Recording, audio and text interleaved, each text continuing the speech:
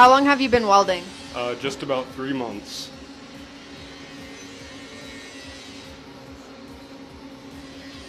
Two months now?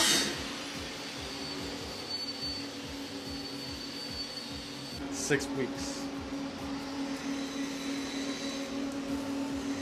Been welding about a month. I've been welding since my 8th grade year.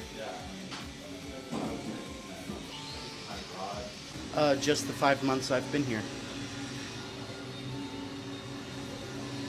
I've been pipe fitting for 20 years and I just decided to make a change. And I've been on and off welding for, I'd say, 4. I've only been welding for a few months since I've been here, so no experience prior. About 5 years.